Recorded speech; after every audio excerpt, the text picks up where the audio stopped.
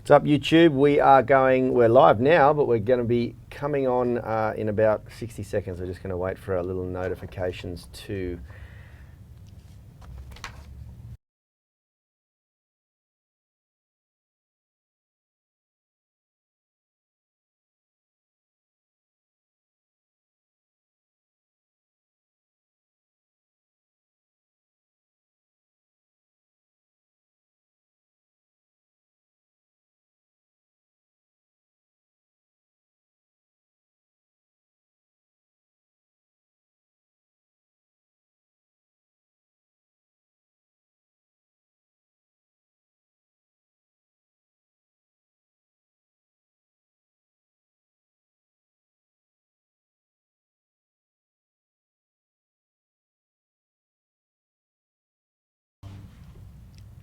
whole body workouts. Today we're going deep in unpacking what I believe to be the best bang for your buck vacation circuit, and we're going to be demonstrating the bench press and revealing some pretty big mistakes that people are making when they do the bench press that can expose you to risk. All that and more coming up right after this. We are the gym that teaches people how to move instead of just exercise, because we believe that health is about performance, not just body image.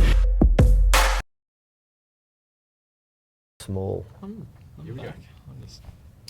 Hey everyone, in case we haven't met, my name's Rad Burmeister. I'm the co-founder of Unity Gym and the co-creator of the UMS, the Unified Movement System, where we take driven people and turn them into superhumans. And the reason we get such astonishing results with our members is that we've created a program that has a perfect balance between strength and flexibility. If you want to know how we do that, you should download the free flexibility blueprint. There's a link in the description of this video. As always, I'm joined by my brother Yanni, who is the other co-founder and co-creator of Unity Gym and the UMS, and Phil White, our resident physiotherapist and all-round good-looking mow grower. Oh yeah. How you doing, Phil? Yeah, it's growing. Such a good mow. Excellent. Had another sunrise volleyball session this morning, followed by 2 clients at home. So yeah, great start today. And Good times. just hustled in here, excited for the show because I think it's a really good topic and one that's definitely relevant for the upcoming silly season. So Yeah, for sure. keen. Let's quickly, we're just going to get in and answer Aidan Potts' question. He said, hey guys, been doing the 18-minute stretch routine in the morning and the loaded one at night. Do you think there's a benefit to just doing upper body for both programs for a couple of months and then switching? Yeah, the benefit is that you'll only get flexible in your upper body and you won't get flexible at all in your lower body. So if you call that a benefit, maybe you'll save some time. It's up to your goals, hey? I would call that a hindrance though, yeah. In my experience, I'll tell you my experience. There was some satire, deeply layered into that answer, in case you missed it, guys. That's what we call compartmentalizing issues and trying to focus just on one thing and thinking that you can make the body better like that. And there are times when you can do that, but this is not one of them. What you would want to do, you still want to do all over body stretching. Otherwise, you might feel right now that you're stiff and tight in your upper body. Guess what's going to happen if you only stretch your upper body and don't do your lower body? In a couple of months, your upper body will feel great and your lower body will feel stiff and tight, and you'll feel like you need to do a few months on that. It is about frequency. So when you leave something for a while, like that'll totally reverse. And, exactly. You'll be constantly chasing your tail. Keep doing both, but do more volume on the upper body if that's what you want to do. That's a totally acceptable way to go about training if you feel that you need more work. Look at that. Get your questions in. I've just noticed that if it looks a little bit weird today, Richie's got a fisheye lens on the camera and it's distorting Rad a little bit and making him look a bit skinnier than he actually is. And I'm really quite happy with that because he strategically positions his chair slightly in front of everyone else so that he looks a lot bigger. Yeah. And so this is the shit that I have to deal with every day. Bullshit like this. Oh, goodness me. Okay, so today it's a little bit, how did we even get on this topic? We got on this topic because people were asking us how much it took to maintain strength. And we, just to build a little bit of context, we're firm believers that you should avoid stopping exercise altogether, especially when you take like a vacation away from the gym. and then we sort of went out into the reads on like how much does it take, and Phil, being the amazing, brilliant mind that he is, pulls out research papers that he's read, and he even sent me the link, which was quite interesting. And we'll post that one in the description. I think it'd be good if you want to have a look at it. Yeah, absolutely. Yeah, that's right. And it's surprisingly a lot less than what you think it is to maintain strength. The older you get, it takes a little bit more work, and the younger you get, a little bit less work. And what we're trying to do here is to give you a circuit that you could potentially do. Well, the thing with the younger one actually is it's the same amount of work, but they'll get stronger even with the one set a week, which is what we've been. That's right. Yeah. Well, one session a week. One workout. Yeah, that's right. So, yeah, what we're really doing here is pulling apart this week a workout that I think is the best bang for your buck workout. It's a circuit that I've done many times before. I tend to do circuits like this when I'm a little bit bored of my training, or I'm really busy and I just can't be bothered putting a full workout together. I can bang out a circuit like this in 45 minutes to an hour with a good warm up, and it's good. Yeah, and they're not like, it's not my favorite way to train. I much prefer following a periodized program like the UMS, but it is absolutely an amazing way to maintain what you've worked hard to achieve, because it's really demotivating when you work your butt off for months and months and months on end, and then you go on a vacation, and 2 weeks of doing nothing is enough to come back and really feel the difference. So this is a really good way to avoid that. Yeah, absolutely. Now today as we unpack this workout over the week, and we'll put it all together on Friday's show. Yesterday we did deadlifts, today, which is the A1 exercise in the circuit, and we put that up front because it's arguably the most complex of all the movements. It's the most neurologically taxing. I like to get it done nice and early in the circuit, go through the circuit, have a rest, and we'll talk to you about all the variables of loading, sets, reps, all that sort of stuff on Friday. But right now what we're doing is unpacking each movement. Today's movement is the bench press. And the question of the day, before we take it out onto the gym floor, is do you bench press with an arch back, referring to more of a powerlifting style bench press? And if so, why? We'd love to hear your feedback and comments on that if you're tuning in. Why not? Or why not? Yeah, that's exactly right. And we're going to give you our opinions on that today, and we're going to share some of our aha moments, our insights, our technique cues, and things like that, and certainly give you a really good reason as to why we choose to do them. But I love to hear what the audience is already doing before we influence you and hit you with our confirmation biases. Anyway, let's get out, and Yanni's going to give us a nice brief tuition on the bench press, ain't you? Unlikely. Brief is the key word. That's right. And then we'll get back in and answer all of your questions. We got the camera there ready to go. Look at this. Richie's ready to go with the camera. So Phil has set up the bench press, and we're going to do you want to do it? Or Rad's coming back from quite a severe shoulder injury, so the majority of his pressing has been at a really mediocre sort of weight for what we would all call.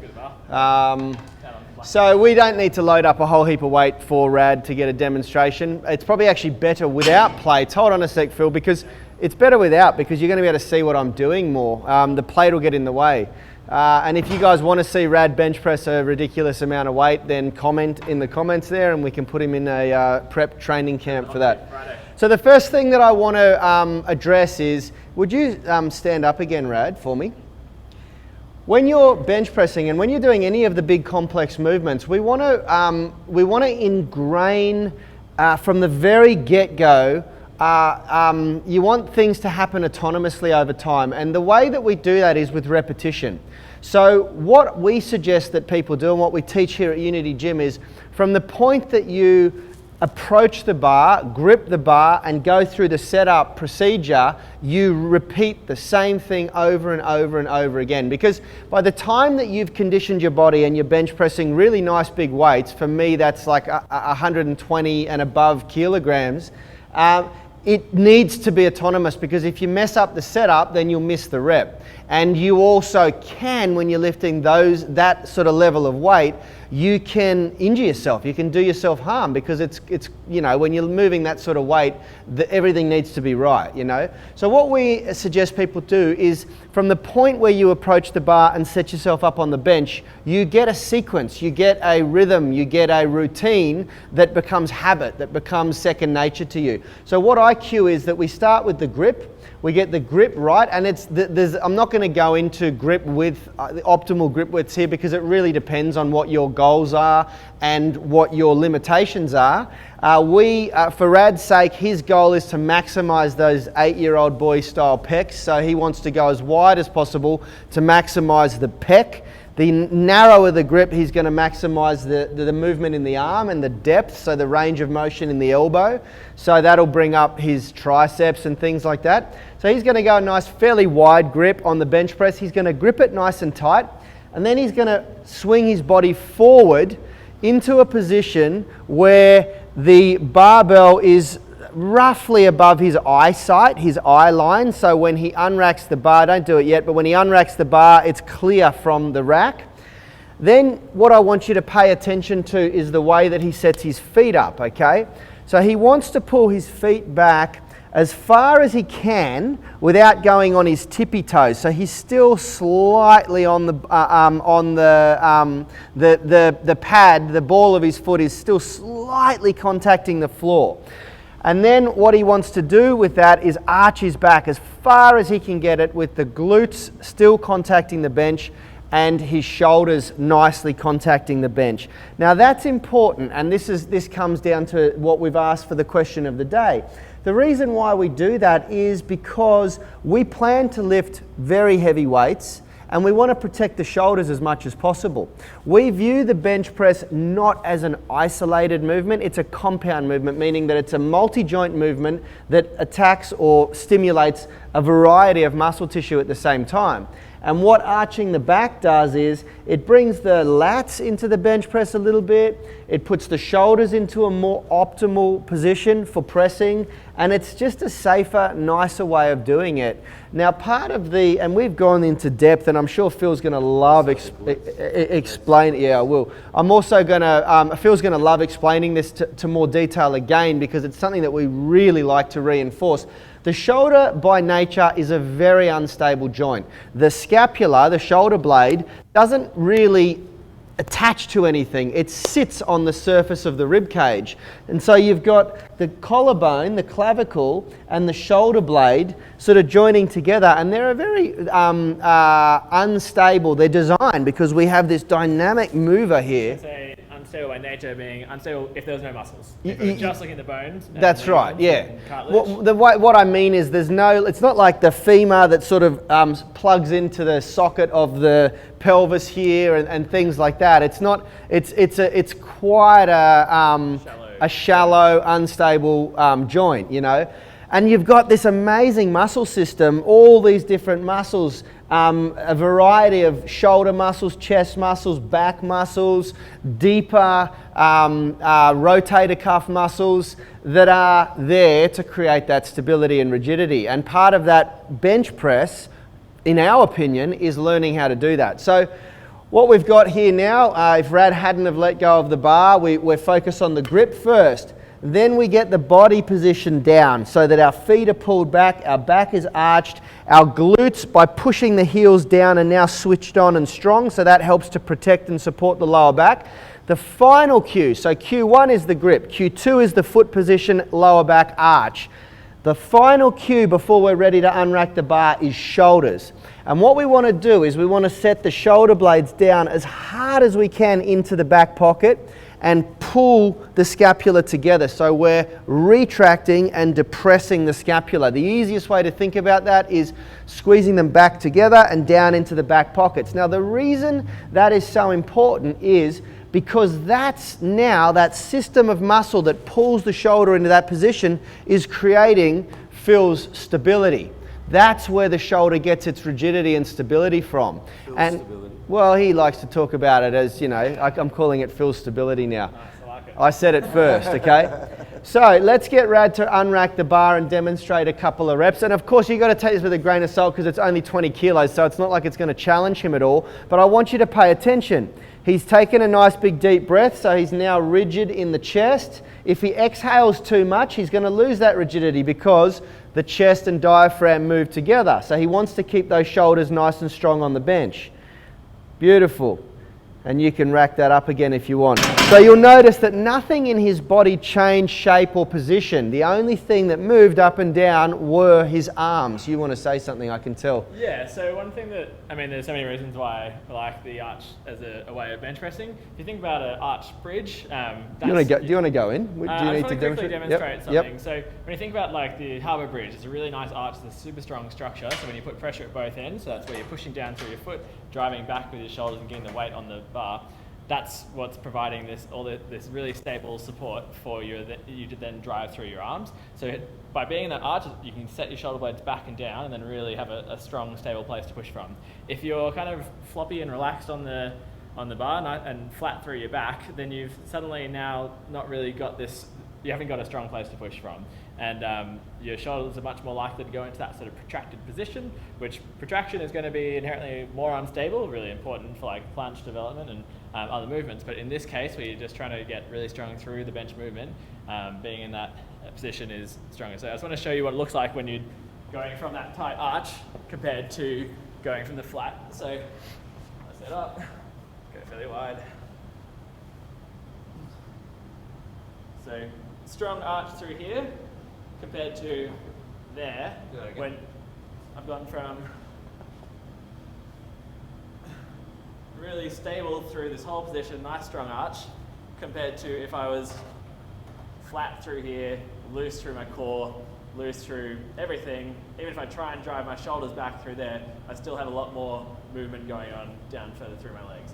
And when you press up from that position, it's much harder to maintain the shoulders back and down and more likely to get to that protracted position.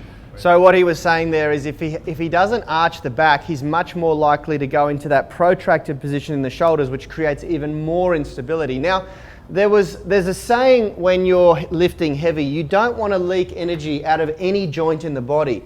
And that couldn't be more true than in the bench press, squat or deadlift. So one of the other reasons to validate the concept of going into that arch back position is, as Phil just sort of pointed out there, it's much easier to keep rigidity and stability in the hips as well. And you don't want to be loose in anywhere in that during that movement. You want to be nice and strong and tight. And that's how you're going to maximize the bench press and maximize your strength, your pressing strength, you know. And it's interesting because there is people that will debate, oh yeah, but you're not isolating the chest enough and this and that, and some bodybuilders will probably disagree that it's the optimal way to bench press. But you got to remember that bodybuilding is very, very different to max strength lifting. You know, bodybuilding, you're trying to create less advantageous movement. Your key goal is to maximize muscle size for, you know, a variety of reasons, to stand on stage and look as big as humanly possible. I don't know. I think our method is clearly working. And Rad's looking huge over there. Like, if you look at it, that's right. No, but look, I've got we've got friends who are. Yeah, I got that. I know. He's pulled himself right forward. I don't know what you're talking but about. So why this is really key in this particular situation where we're looking at this whole body workout where you're doing it one time a week is. It's the reason why we didn't use push-ups as the exercise here. There's plenty of people where a push-up is going to be intense enough to be, if you're fairly detrained or haven't done a lot of pushing strength, then it's quite likely that a push-up will be sufficient strength to be enough stimulus for that one set a day. But for a lot of you who's watching who train a lot, this only doing one session a week, the requirement is that you do it at a sufficient intensity to promote change. So a bench press is going to work for anyone where you can change the amount of weight you're pushing to get to that desired strength. Now, if you're totally detrained and 5 push-ups totally wipes you out, then that will be enough. Yep. But so when it comes down to this position we're talking about, where you get into that arch back position, that's the strongest position where you can push the most amount of weight. If you're into that protracted, loose position, then it's going to be much more challenging on your shoulder joint. But if you're conditioned for it, you'll be fine. But yeah, you won't be able to push to the same levels as you can with the comp style bench press. Yeah. And that, you know, that it's I've experienced huge results transitioning to a bench press in that manner and style, and we've got friends who are arguably some of the best bench pressers in the world, and they have very big chests, They're not and arguably very big shoulders. Some of the bench pressers in the world. I'm pretty sure they've proven right there. Yeah. competition to be some of the best bench pressers in the world. Yeah, and so look, you know, if it works for these guys, it certainly is good enough for us. Yeah. So we don't have many questions coming through at the moment live. So I'm unless guessing you guys, everybody's bench press is flawless. So. yeah, that's right. Nice work. Yeah. So tomorrow, what are we doing? The squat. Tomorrow we're doing the squat, back squat. Yeah, tomorrow absolutely. we're going to deconstruct the back squat, the barbell back squat, and going to continue this all over body circuit that you can do in your holidays. So tune in tomorrow. Well, wait, hold on. Are we wrapping up? I thought we were going to quickly go through. I thought we were wrapping up. That's what you said. Oh no, I was saying we're going to go and answer a few questions here. Yeah. Okay, Okay, we'll give a few quick shout outs. Richard Thompson, first of all. I've only just found your channel and really appreciate the mobility exercises you demonstrate. This is in regards to the how to increase thoracic mobility 5 best exercises video we posted some time ago. So much so I've subscribed to your channel. Thank you very much, Richard. However, may I suggest that you be extra careful with some of the information or terms you use. For a couple of examples, the word is sublux, not sublax, and the facet joints are not ribs articulating with discs. These may be minor points and possibly irrelevant for those that don't know much about anatomy, but you do lose before some... I was on the show, don't worry about it. What's that? I was worried this was before I was on the show, so we're all right. Yeah, that's right. Clearly, for those viewers that do, when you incorrect terms of use, nonetheless, I look forward to improving my mobility with your help. Thank you very much, Richard. We'll do our best, man. We're personal trainers. We're not physiotherapists or that's doctors or anatomy experts. So we'll do our best. And I wouldn't get too caught up in the fine details of things. Like it's absolutely right. We want to be as correct as possible, and we do our best to do that. But you know, there comes a time when you just sort of have to get on with it and just get the work done, because that's where you get the best results. These shows are unscripted, man. So sometimes we get tongue-tied and we say a word that we look back later and go, oh man, I've demonstrated this movement and said now I'm strengthening the pronatus, when clearly I'm strengthening the supinatus, and I've said that, and someone pulled it up on the next show, and I went, bloody hell, and then we had to go and delete the show. So what? Yeah. Doesn't matter. It's all good. Yeah. All good. Okay, perfect routine. Yeah, Thank you. It is actually one thing that I get kind of, I've joked about the piriformis being the personal trainer's favorite muscle, because sometimes I feel like, you know, there are certain people who really like to overcomplicate things and really like, you know, simplicity is key. And if you listen to me speak, I'm often trying to be in plain terms as possible. And I think, you know, it is so tricky when there are when you study the human body, it is a textbook's worth of Latin words. Like, it is really complicated. Yeah. So, It's not just that.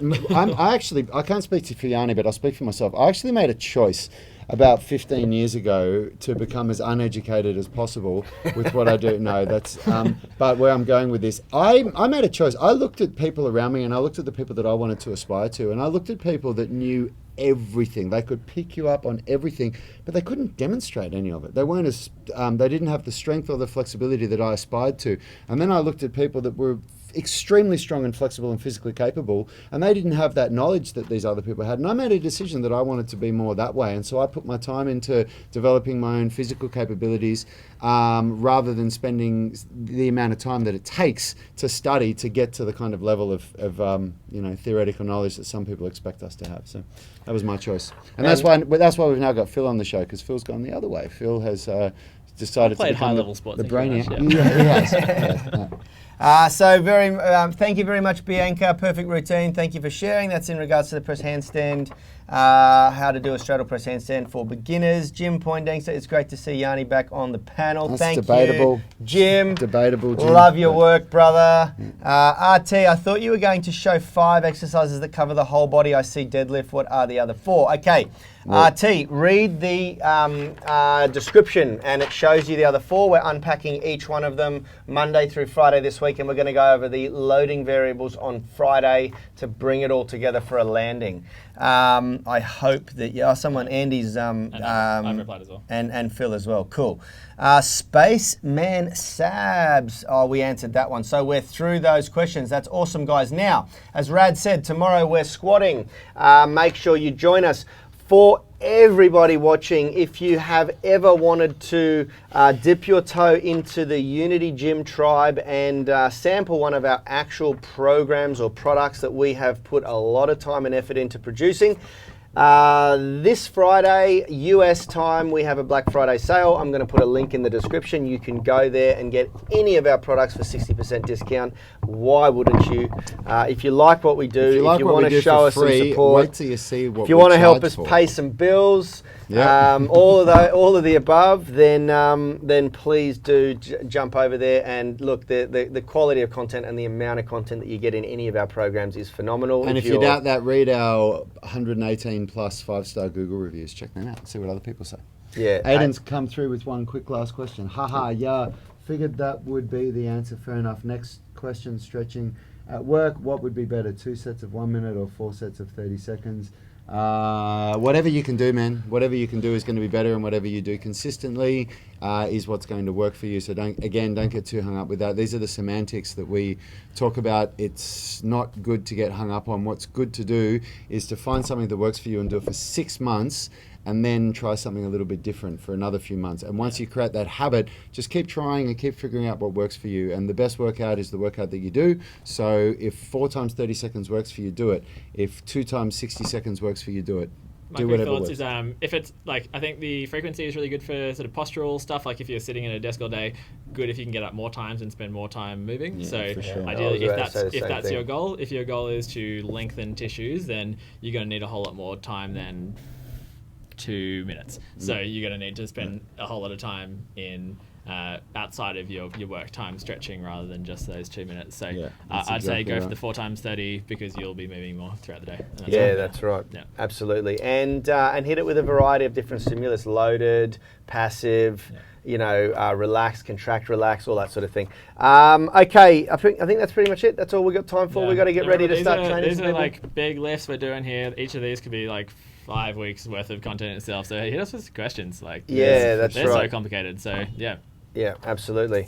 All right, guys, thank you very much for tuning in and joining us. Thank you, Phil. Thank you, Rad. If you haven't noticed, Rad's moved his chair about 13 inches in front of me just to try to overcome the ridiculousness that is my physique. We'll all see you tomorrow. Take care. Health is about performance, not just body image. You better be willing to accept what you're going to have to do to get there. We'll start focusing on movement goals, strength goals, flexibility goals. When you nail that skill, it's there forever. The body image goal doesn't get you that far. It's the consistency and frequency that's going to get you there. It's not the intensity. There's no shortcuts to mastery and movement. Destination doesn't change overnight, but your direction will. The gym is not the place to beat up the body that you hate. It's the place to build the body that you love. We are the gym that teaches people how to move instead of just exercise, because we believe that health is about performance, not just body image.